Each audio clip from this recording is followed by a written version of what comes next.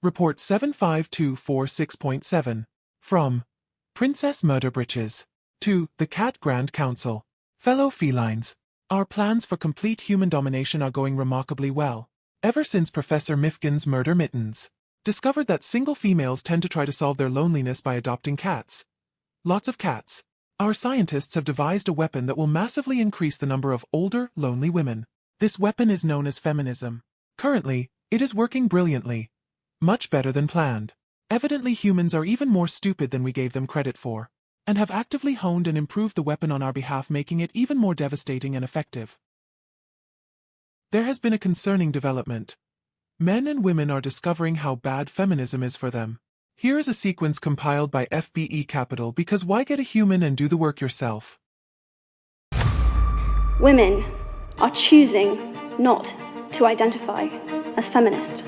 Why has the word become such an uncomfortable one? Feminism is teaching young women this victimhood mentality and letting it define everything that they do. I find that a lot of feminist ideology and thought today feels more of like a supremacist movement. In my opinion, I feel like feminism has morphed into something that I hate, and it takes away everything that makes us feminine and beautiful.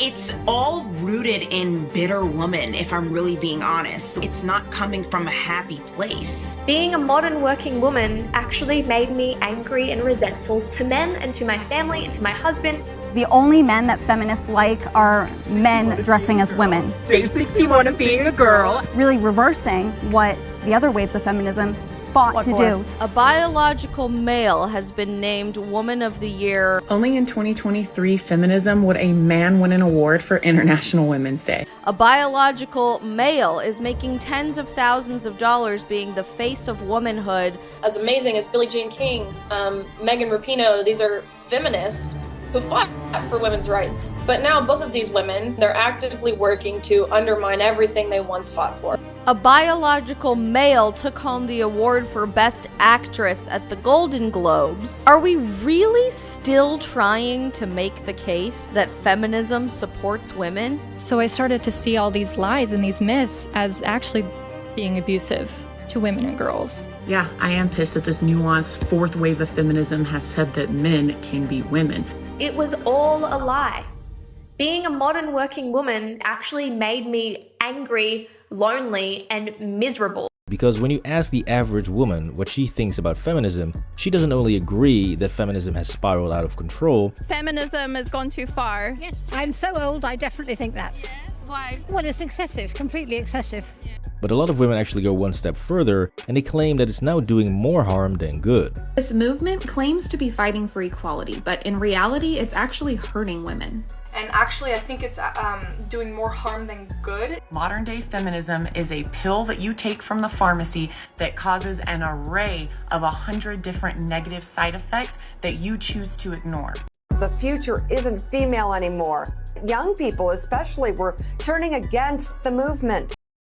Since, ironically, feminists don't seem to get that in order for a women's movement to actually exist and thrive, you need one crucial element, which is women, as in a constant supply of new women.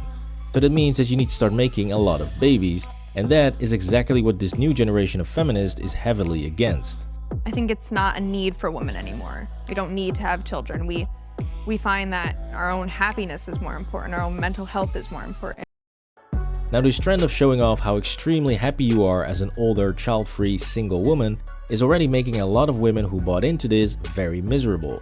As I already showed in my previous video, The Age of Desperation. Spoiler alert, it doesn't end well. I could have married a lot of the people that I've dated. Anyways, all of this begs the question, why would feminists steer women towards this path of misery if it doesn't lead to happiness at all, and if it's not even serving women's own interests? Well, that all comes down to a dirty little secret, which is that equality between men and women was never really the main goal of feminism, but it was simply a byproduct of wanting to free women from the so-called slavery bonds of the family unit. Now mind you, this is not some radical opinion from a man who criticizes feminism, it is the actual fundamental belief from the grandmother of feminism, Simone de Beauvoir. Comme par-dessus le marché, je n'avais pas voulu ni me marier, ni avoir d'enfants, que j'avais donc pas amené une vie d'intérieur, ce qui est la chose la plus écrasante dans la condition féminine, j'avais échappé aux servitudes de la condition féminine. Not only did she write the feminist Bible called The Second Sex, but she actually spent a lot of time stressing the fact that women need to be freed from men and the bonds of slavish servitude of homemaking and raising a family. The solutions that modern feminism proposes don't have much to say to the crises that a lot of young women feel like they're facing. I'm gonna be honest, I don't really see the purpose in modern day feminism right now. It doesn't really seem to be achieving anything or progressing in any way. Nowadays, I feel like feminism has become this women versus men debacle.